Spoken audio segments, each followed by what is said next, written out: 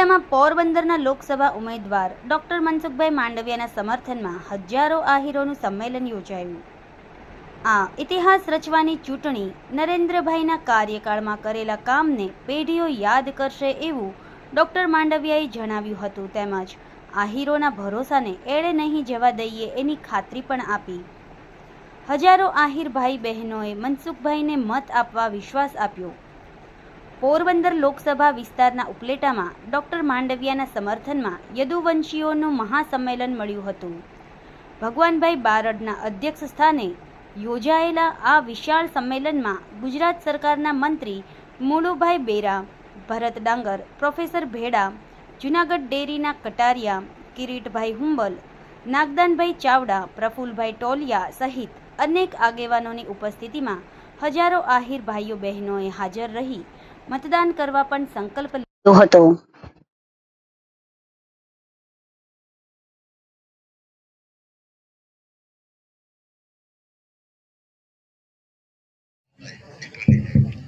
આજે જ્યારે આપણા લોક લાડીલા ઉમેદવાર અને કેન્દ્રીય આરોગ્ય મંત્રી મનસુખભાઈ માંડવિયાના સમર્થનમાં જ્યારે ઉપલેટા ધોરાજી તાલુકાનો આખો અમારો આહિર સમાજ એને સમર્થન આપવા ભેગા થયા છે, ત્યારે સ્ટેજ પર બિરાજમાન આરોગ્ય મંત્રી મનસુખભાઈ માંડવિયા અને આપણા લોક લાડીલા ઉમેદવાર અને એવા જ આપણા સભાના અધ્યક્ષ ભગવાનજીભાઈ બારડ,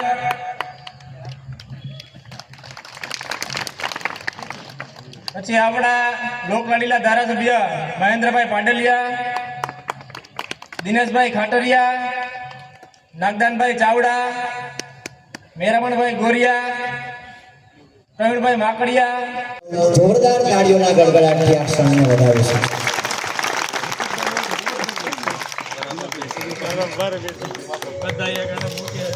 તેમને પુષ્પગુચ્છ અર્પણ કરી પરંપરાગત આપણા સમાજની પાઘડી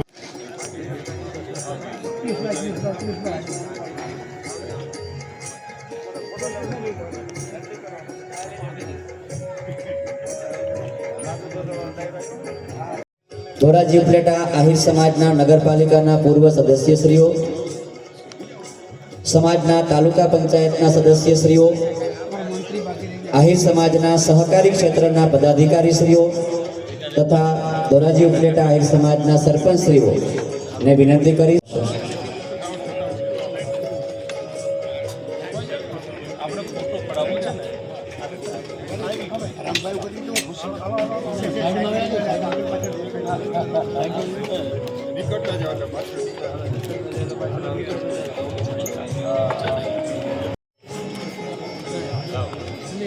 પ્રફુલભાઈ ટોળિયા ઉપસ્થિત છે, તેમનું પણ આહિર સમાજ વતી હાર્દિક સ્વાગત કરીએ છીએ।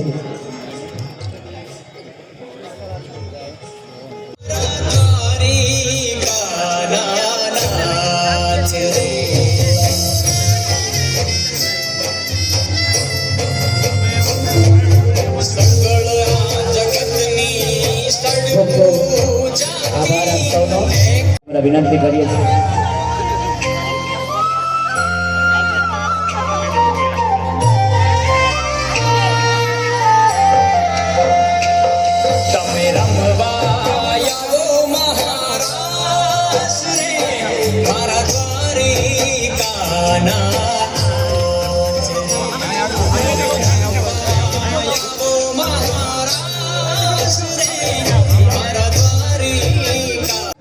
ખૂબ ખૂબ આભાર વ્યક્ત કરીએ છીએ।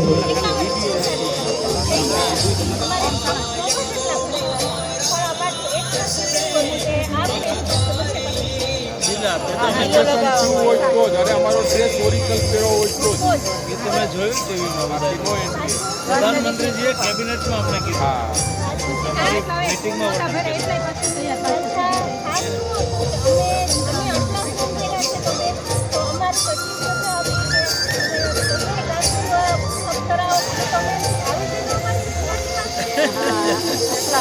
સેલ્ફ ડિસિપ્લિન નહીં, મોબાઈલ નહીં, કાંઈ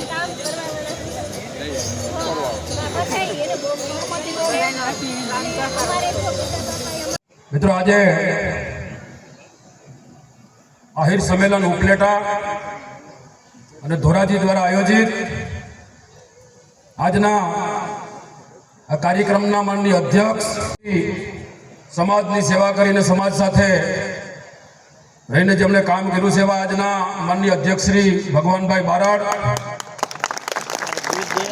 એવા જ આપણા 11 પોરબંદર લોકસભાના લોકપ્રિય ઉમેદવાર અને કેન્દ્ર સરકારના માનનીય આરોગ્ય મંત્રી એવા ડૉક્ટર મનસુખભાઈ માંડવિયા સાહેબ, એવા જ કાર્યક્રમની અંદર ઉપસ્થિત ભાઈ શ્રી ભરતભાઈ, ભાઈ શ્રી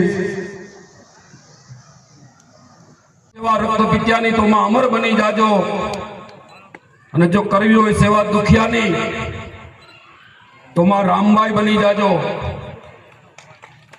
અને મિત્રો જો લાજ રાખવી હોય બાપની કે સમાજની તો બેન જાહલ બની જાજો, અને જો ઉછેરવા હોય ભગવાન કૃષ્ણને જો આંગણે ઉછેરવા હોય ભગવાન કૃષ્ણને જો આંગણે તો આહિર નંદ બની જાય, અને જો આપે હર જન્મ માનવીનો ભગવાન આપે જો હર જન્મ માનવીનો તો જન્મો જન્મ આહિર બની જાય. મિત્રો આજે ઘણા બધા વક્તાઓ છે, મારે વિશેષ કંઈ કહેવું નથી, પણ આહિર સમાજને એક ઓળખ રહીશ કે કદાચ આઈએસ હોય, આઈપીએસ હોય કે રાજનીતિમાં હોય, પણ એમનું કમિટમેન્ટ હોય એના ઉપર અનેક અન્ય સમાજોનો વિશ્વાસ હોય. એટલા માટે મિત્રો કોઈ અધિકારી હોય કે કોઈ રાજનેતા હોય તો એની પાછળ કે એની સાથે તમારે જોવું હંમેશા એક આહિર સમાજનો આગેવાન કે કાર્યકર્તા હોય. અને મારે યાદ અપાવીશ કે આપણા ગુજરાતના પનોતા પુત્ર દેશના વડાપ્રધાન નરેન્દ્રભાઈ મોદી ભેગા એક ખોરાસાના આપણા આયરના હિતેશ ચાવડા કરીને પીઆઈ છે. છેલ્લા 10 વર્ષથી મિત્રો એની દેશ કી કૃષ્ણ કનૈયા લાલ કી, ભારત માતા કી, ભારત માતા કી. પોરબંદર લોકસભાના ભારતીય જનતા પાર્ટીના ઉમેદવાર, ભારત સરકારના પરિશ્રમી આરોગ્ય મંત્રી ડોક્ટર મનસુખભાઈ માંડવિયાના સમર્થનમાં આયોજિત આ સંમેલનના અધ્યક્ષ આદરણીય શ્રી ભગવાનભાઈ બારડ, મંચ ઉપર ઉપસ્થિત નાગદાનભાઈ, અર્જુનભાઈ, સૌ મંચસ્થ આગેવાનો, મેરામણભાઈ, બંને મેરામણભાઈ અને સૌ આયોજકો, અને મારી સામે ઉપસ્થિત નો કહેવાય એવા સંસ્કાર ધરાવતા સૌ કૃષ્ણ ભક્તોને મારા જય શ્રી કૃષ્ણ. આ ચૂંટણી દિવસ રાત તપ કરતા, પરિશ્રમ કરતા, સેવા ભાવ સાથે કામ કરતા માનનીય પ્રધાનમંત્રી મોદી સાહેબની આ ચૂંટણી છે. आने दूंगा मैं देश नहीं झुकने दूंगा, मैं देश नहीं रुकने दूंगा. આ મોદી સાહેબ છે, અને મોદી સાહેબના હાથ મજબૂત કરવા એ આપણા સૌની જવાબદારી છે. અને એટલા માટે જો આપ સૌ સહમત હો, સર્વે ભાઈઓ બહેનોએ એક સ્વરમાં કહ્યું કે અમે સનાતનની સાથે છીએ, વિકાસની સાથે છીએ, અને એટલા માટે ભારતીય જનતા પાર્ટી અને મોદી સાહેબની સાથે છીએ. એનું અમને સૌને ગર્વ છે. અને માનનીય મનસુખભાઈ, અમે આપની સાથે છીએ. જો આપની હા હોય તો એકવાર બે હાથની મુઠ્ઠી મજબૂત બાંધીને એકવાર જોરદારથી જયકારો કરાવું. બધા એક સાથે જયકારો કરીશું. બોલો ભારત માતા કે, ભારત માતા, શ્રી રામ, જય દ્વારકાધીશ, જય દ્વારકાધીશ. ખૂબ ખૂબ આભાર. અને સર્વે આયોજકોનો બુકે અર્પણ કરી અને કેબિનેટ મિનિસ્ટર શ્રી મુળુભાઈ બેરાને આજના આહિર સંમેલનમાં આવકારે છે.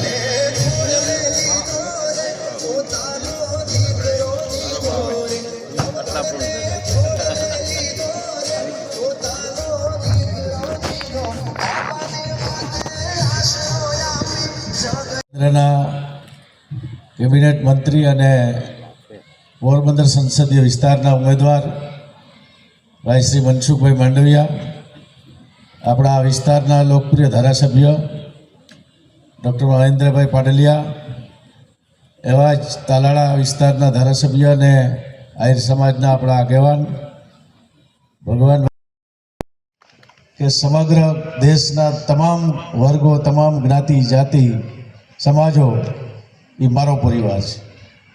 આ ભાવના જે દેશમાં ઊભી થઈ છે એનું કારણો આપણે બધા જાણીએ છીએ કે આપણા આદરણીય વડાપ્રધાન અને આપણા ગુજરાતના પનોતા પુત્ર આપણા દેશમાં એની જે એના નેતૃત્વ નીચે કામ કર્યા છે, એમાં દરેક નાનું ગામથી લઈ શહેરથી લઈ અને તમામ વ્યવસાયોથી લઈને બધી જ રીતે સરકાર દરેક જગ્યાએ દેખાય એ રીતે નાની યોજનાઓ ગરીબો માટેની હોય, યુવાનો માટેના કામ હોય, મહિલાઓ બહેનોને માટેનું જે અનેક કામો જે કર્યા છે એની વાત હોય કે ખેડૂતો માટે વીજળી, પાણી અને પૂરતા પોષણક્ષમ ભાવ મળે ત્યાંથી લઈ અને આધુનિક ખેતીની તરફ.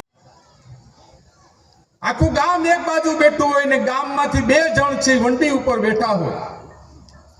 એક બાજુ આખું ગામ, એક બાજુ 2 જણા વંડી ઉપર, એને ગામની આરે કઈ લેવા દેવા ન હોય ને ખટપટ જ કરતા હોય ને, આવા લોકો કાલે વંડીએ બેઠા બેઠા કોમેન્ટ લખતા હોય છે. આવા લોકો કોમેન્ટ લખતા હોય છે. એના માટે હું તમને કહી રહ્યો છું, સોશિયલ મીડિયાનો ઉપયોગ કરો, સમજી વિચારીને કરો. ક્યાં કરો છો, ક્યારે કરો એ પણ સમજી વિચારીને કરીએ. ગમે ત્યાં ન થઈ શકે, કારણ કે તમને લોકોને ભગવાન કૃષ્ણએ જે ગુડવિલ આપી છે ને, આખા વિશ્વના તમામ સમાજના લોકોએ કોઈ કોમેન્ટ નથી લખી. પોઝિટિવ કોમેન્ટ જો લખાણી હોય ને અત્યાર સુધીના ઇતિહાસમાં, તો એ તમારા મહારાષ્ટ્ર માટે લખાણી છે. ફંક્શનો તો ઘણા બધા સમાજોના થયા છે, પણ એની અંદર એક પણ નેગેટિવ કોમેન્ટ ન લખાણી હોય ને પોઝિટિવ કોમેન્ટ લખાણી હોય, એ આહીરો માટે લખાણી હોય ને આહીરની મહારાષ્ટ્ર માટે જ્યારે લખાણી હોય ત્યારે આપણે પણ વિચાર કરવો જોઈએ. ત્યારે આપણે પણ ક્યારેક સોશિયલ મીડિયામાં કોઈ વાતમાં નીકળી પડીએ સમજદારી વિનાના, તો એ લાંબા ગાળે નુકસાન થતું હોય છે. છેલ્લો રા નવગણ, અને ત્યારે એમને ભરોસો ને વિશ્વાસ હતો એટલે તો એ દેવાજ બાપાને ત્યાં એમને મોકલી આપ્યો કે કોને ત્યાં મોકલું. ઘણા વિચારો કર્યા, ત્યાં 6-7 લોકો છે, કોને ત્યાં આવીને મોકલું. ત્યારે એમને ભરોસો લાગ્યો, એમને વિશ્વાસ હતો કે દેવાજ બાપાને અહીંયા મોકલો, એમનો વાળ પણ વાંકો નહીં થાય. અને એમના માટે સગા દીકરાનું બલિદાન રાજ ધર્મ માટે આપી અજ્ઞાત સમાજ જે અહીંયા બેઠો હોય ત્યારે એનું કમિટમેન્ટ ન હોય, એમનો ભરોસો ને વિશ્વાસ હોય કે મનસુખભાઈ અમે ભરોસો ને વિશ્વાસ આપીએ, અમે તો છે પણ અમે બીજાને પણ અમારી સાથે 5-5 ને લઈને આની અંદર કામ કરવા માટે નીકળશું, એવો ભરોસો ને વિશ્વાસ આપીએ.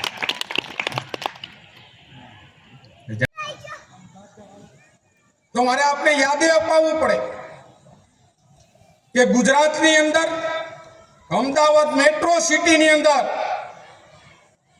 1500 દીકરીઓ આપણી રહી શકે અને ઉચ્ચ અભ્યાસ કરી શકે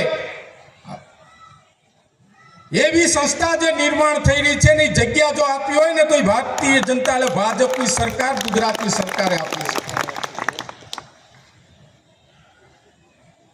નાની સૂની જગ્યા નથી. અત્યારે 1 ફૂટનો ભાવ મને લાગે કે ત્યાં લાખો રૂપિયાની ઉપર છે. નાની જગ્યા નથી. ત્યાં આપણી 1500 દીકરીઓ મેટ્રો સિટીની અંદર આપણી સંસ્થામાં જ્યારે ભણવાનું એનું આયોજન થઈ રહ્યું છે ને, જગ્યા પાયામાં આપનાર એ ગુજરાતની સરકાર છે, ભાજપની સરકારે આપ્યું છે ને નરેન્દ્રભાઈ મોદીજીના વિઝન, એમની દીર્ઘદ્રષ્ટિથી જ્યારે એજ્યુકેશન આહિર સમાજને દીકરીઓને મળવું જોઈએ, એમને જમીન આપો, એ સંસ્થા બનાવી શકે, એની જ્યારે ચૂંટણી આવી છે ને ત્યારે એના એક કેન્ડિડેટ તરીકે આપણી વચ્ચે પોરબંદર લોકસભાની અંદર સાંસદની ચૂંટણી લડવા આવનાર મનસુખભાઈ માંડવિયા સાહેબ માટે આપણે અહીંયા કામ કરવા માટે ભેગા થયા છે.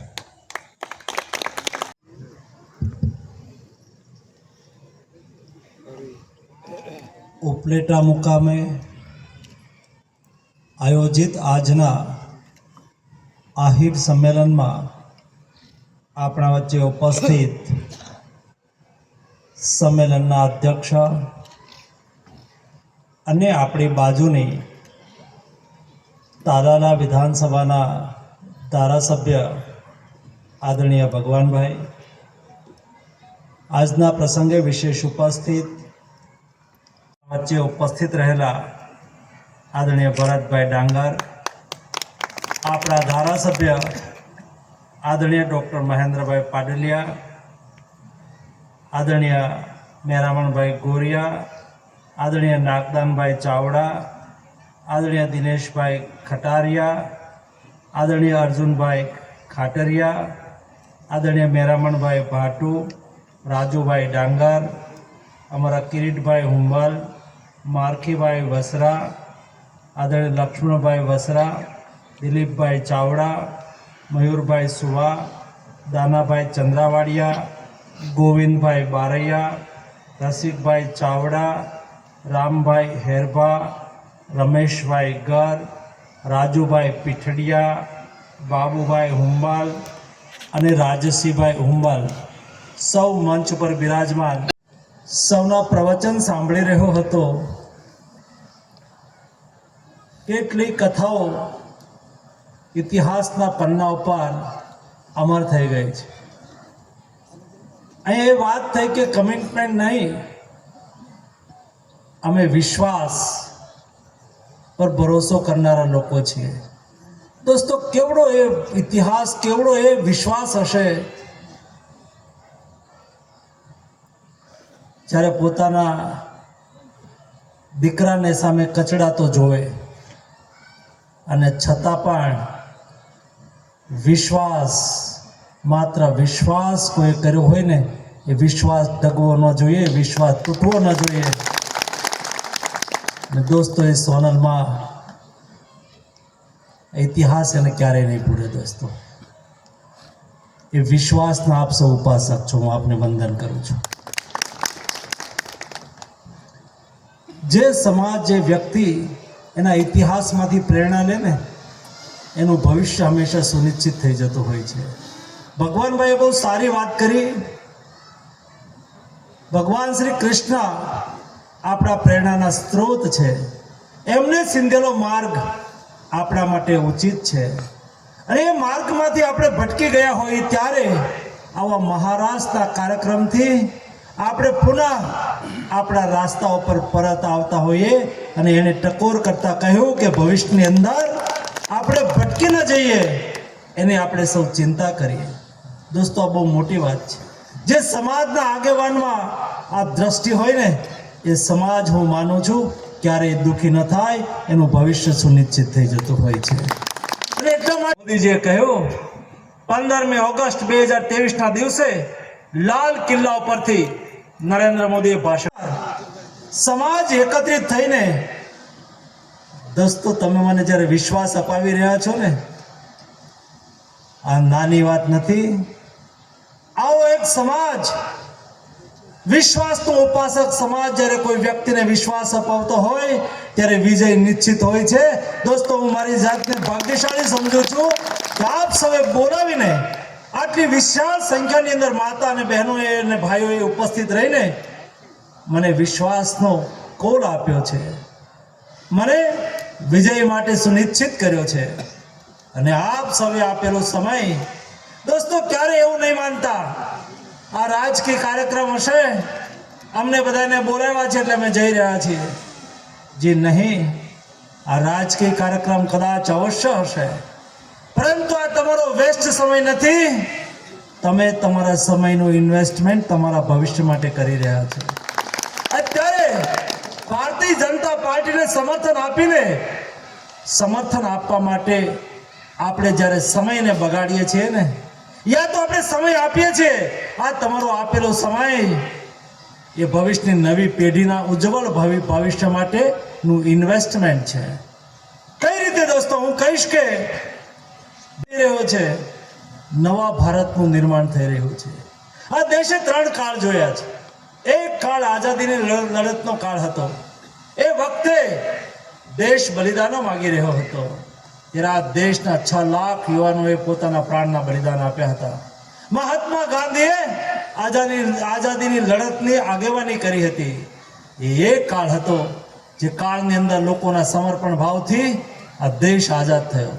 ત્યાર પછીનો કાળ હતો, એવો સમય હતો જ્યારે નવો દેશ બનાવવાનો હતો. જ્યારે દેશ બનાવવાનો હતો ત્યારે એવો ઘટનાક્રમ હતો.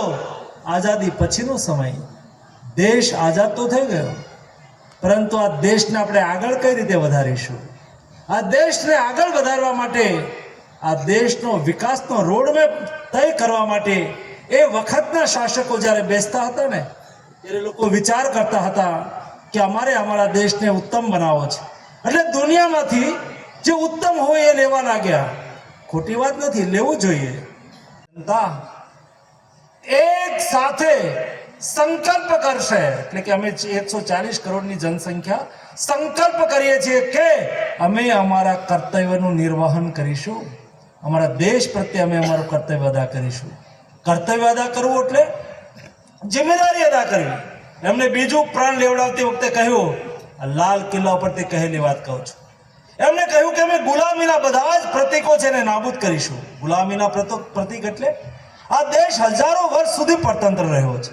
ક્યારેક આ દેશ ઉપર હુણોએ શાસન કર્યું, ક્યારેક શકોએ શાસન કર્યું, 1000 વર્ષ સુધી આક્રાંતાઓએ શાસન કર્યું, 240 વર્ષ સુધી અંગ્રેજોએ શાસન કર્યું.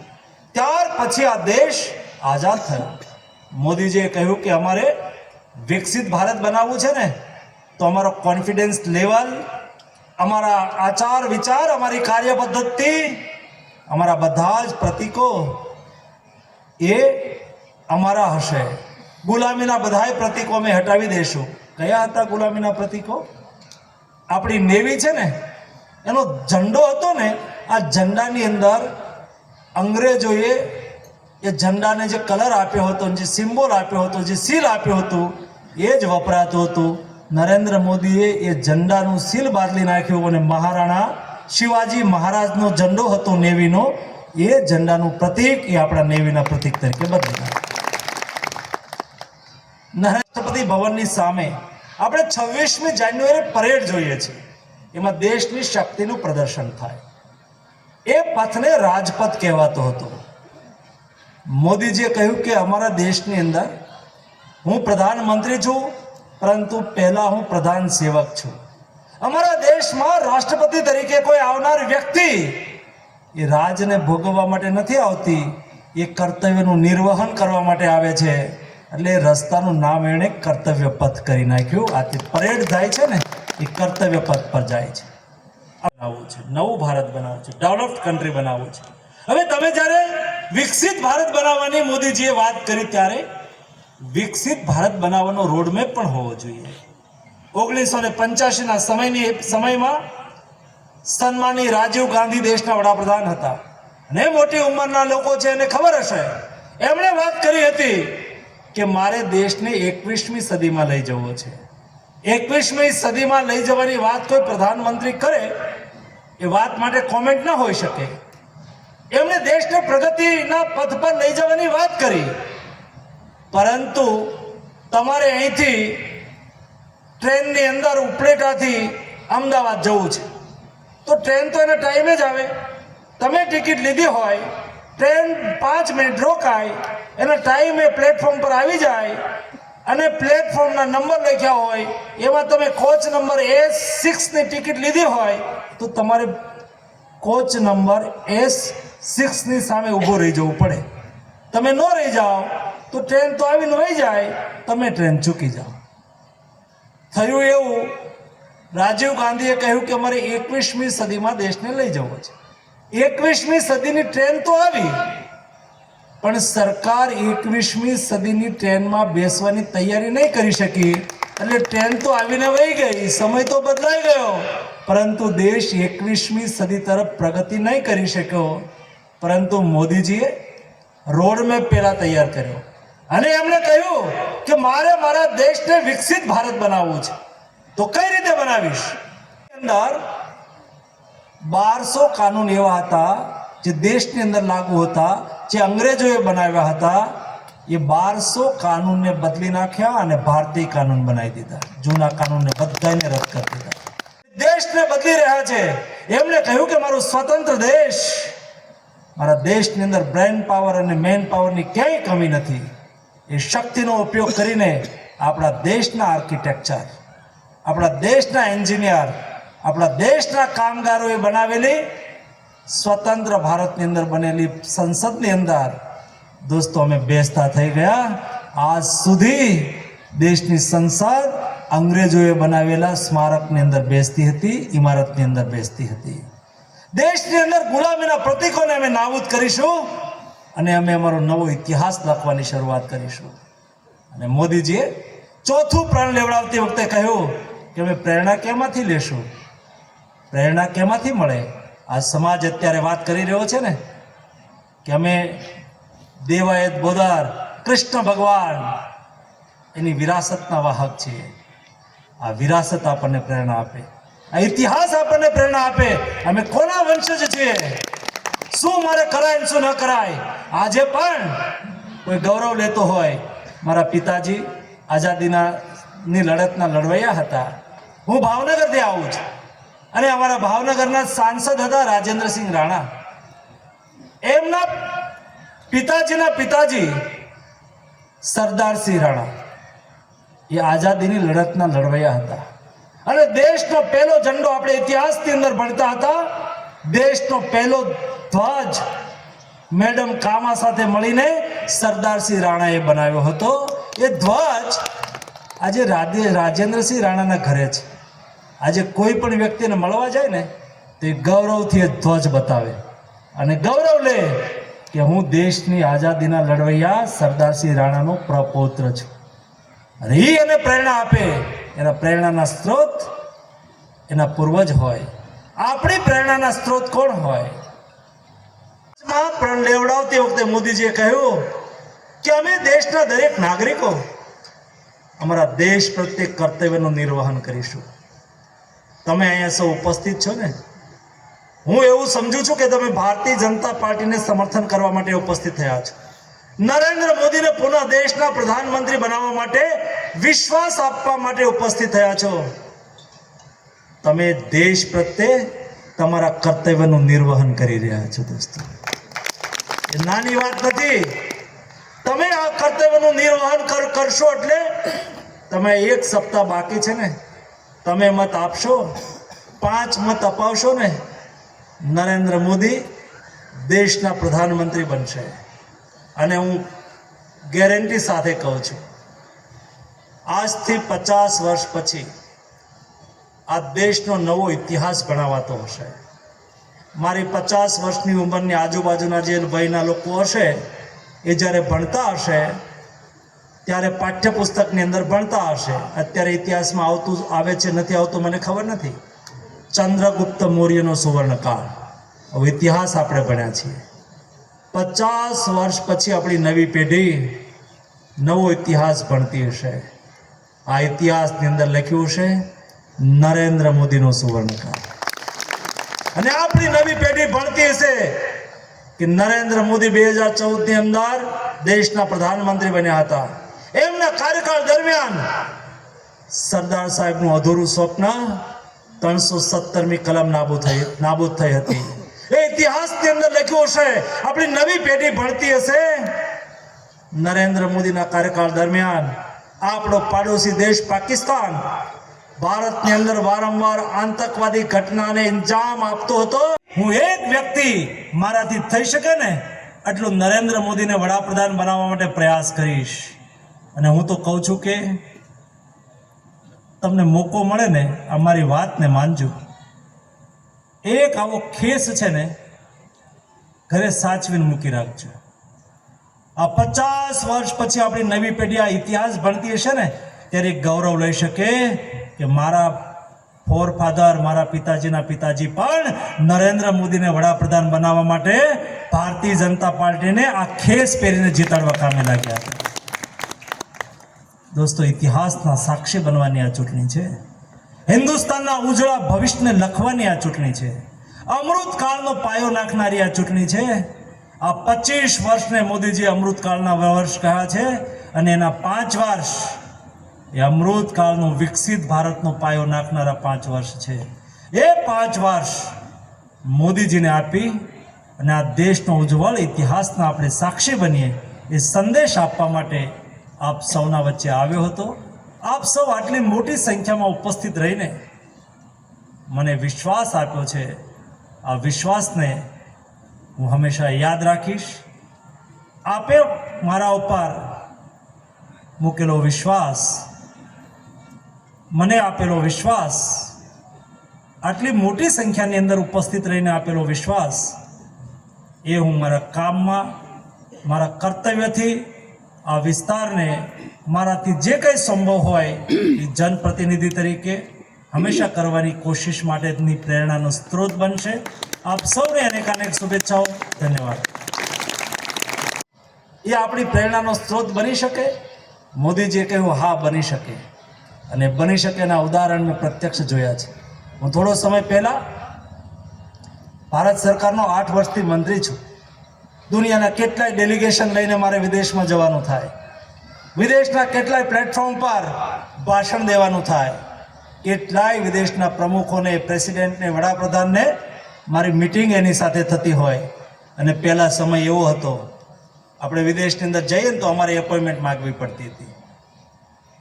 દોસ્તો, સમય બદલી રહ્યો છે. અત્યારે દુનિયા આપણી એપોઇન્ટમેન્ટ માગી રહ્યું છે. દુનિયા ભારતની એપોઇન્ટમેન્ટ માગી રહ્યું છે. આ દેશની અંદર શક્તિની કોઈ કમી નહોતી. આ દેશની અંદર કોવિડ આવ્યો, અને કોવિડ આવ્યો ને, વૈશ્વિક મહામારીની સ્થિતિની અંદર દેશમાં લોકડાઉન લાગી ચૂક્યું હતું. અને મોદીજીએ એક મિટિંગ બોલાવી. હું એ મિટિંગની અંદર હતો. મોદીજીએ દેશના વૈજ્ઞાનિકોની, સાયન્ટિસ્ટોની મિટિંગની અંદર કહ્યું કે આ કોવિડની સામે આપણે કઈ રીતે લડીશું. ત્યારે દેશના વૈજ્ઞાનિકોએ કહ્યું કે સાહેબ, અનનોન વાયરસ છે, આ મ્યુટેટ થઈને કેવો બિહેવિયર કરશે એ અમને કોઈને ખબર નથી. અમને નહીં, દુનિયાના કોઈ વૈજ્ઞાનિકને ખબર નથી આ કેવો વ્યવહાર કરશે અને કેવી જાનહાનિ કરશે. એ વખતે અમારે દુનિયા સાથે મિટિંગ થતી હતી. તો દુનિયા એવું કહેતી હતી કે ભારતની અંદર મૃત્યુ થશે, એના આધારે દુનિયાનો આંકડો નક્કી થશે. અને એ તો મને ત્યાં સુધી કહી દેતા હતા કે ભારત આ કરી જ નહીં શકે, ભારતની અંદર મહામારી થઈ જવાની છે. અને દોસ્તો, મોદીજીએ ત્યારે દેશના વૈજ્ઞાનિકોએ કહ્યું કે સાહેબ, આ અનનોન વાયરસ છે, મ્યુટેટ થઈને કેવું બિહેવિયર કરશે અમને ખબર નથી. અમને એટલી ખબર છે કે વેક્સિન આનો ઉકેલ હોઈ શકે, વેક્સિન જરૂરી છે. અને ત્યારે દેશનો ઇતિહાસ તો એવો હતો, સ્મોલ પોક્સનું વેક્સિન, એટલે શીતળા આપણને પહેલાં થતો હતો ને, એનું વેક્સિન દુનિયામાં શોધાયા પછી 8 વર્ષે ભારતમાં આવ્યું હતું. એ રીતે સાથે લેવાના છે.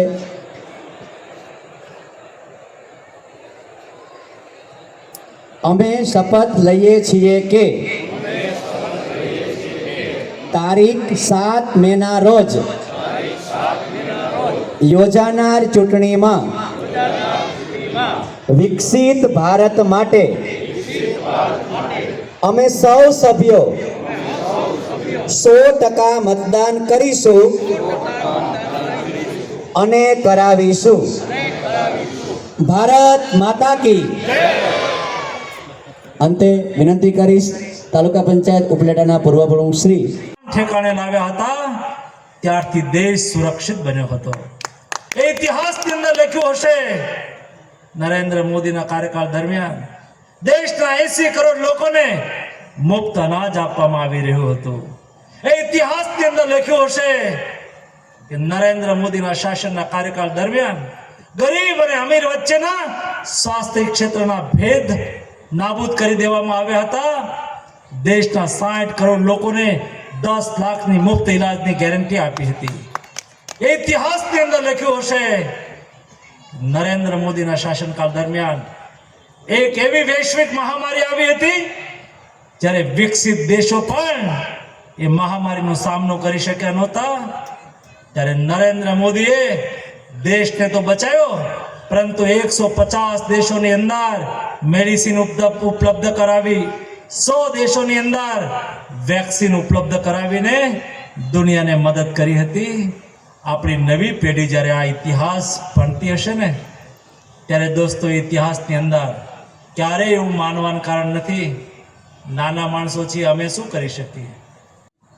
કૃષ્ણ પરમાત્માએ ગોવર્ધન ઉપાડ્યો તો નાના નાના ગોવાળિયાએ લાકડીનો ટેકો આપ્યો હતો. મહાભારતના પન્ના ઉપર કૃષ્ણ પરમાત્મા તો અમર છે જ, પણ એની સાથે આ ગોવાળિયા પણ અમર થઈ ગયા. રામચંદ્ર ભગવાન માં જાનકીને લેવા માટે જાનકીની શોધમાં જ્યારે રામેશ્વરની અંદર પડાવ નાખ્યો હતો અને જાંબુવંતે કહ્યું કે માં જાનકી એ લંકાની અંદર છે અને લંકામાં આવડું મોટું સૈન્યને લઈને જવા માટે થઈને આપણે રામ સેતુ બનાવવો પડશે. અને જ્યારે રામ સેતુ બનાવવાની વાત આવી ત્યારે આ સૈન્યની અંદર તો જાંબુવાન, નલ, નીલ, સુગ્રીવ, સારો હિમાલયને લઈ આવે એવો હનુમાન, આવા મહાન યોદ્ધાઓ હોય ત્યારે સેતુ બનાવવો એ મોટી વાત નહીં હોય. પરંતુ કાંઠે ઉભેલી ખીલહરીને એવું થાય કે કામ પુણ્યનું થઈ રહ્યું છે, માં જગદંબાને બચાવવાનું થઈ રહ્યું છે, અને આ પુણ્યના કામમાં મારે પણ મારું કર્તવ્ય અદા કરવું જોઈએ. એટલે ખીલહરી ખિસકોલી માટી ઉપર આળોટે છે અને રજ સમુદ્રમાં ઠાલવે છે. માટીમાં જ આવીને આળોટે છે, રજ સમુદ્રમાં ઠાલવે છે. રામાયણના પન્ના ઉપર જાંબુવાન, નલ, નીલ, વાલિવ, સુગ્રીવ આ બધા તો અમર થઈ ગયા, પરંતુ એક નાની એવી ખિસકોલી કર્તવ્ય ભાવથી પોતાની ફરજ અદા કરી રહી હતી ને, એ ખિસકોલી પણ અમર થઈ ગઈ છે. કોઈ વ્યક્તિ સમાજ માટે, સત્ય માટે, સત્યપૂર્ણ સમાચાર પ્રસારણ આપના મોબાઈલ પર તરત જ લાઈક કરો, શેર કરો અને સબસ્ક્રાઈબ પણ કરો. અને હા, ઘંટડી વગાડવાનું ન ભૂલશો. આભાર.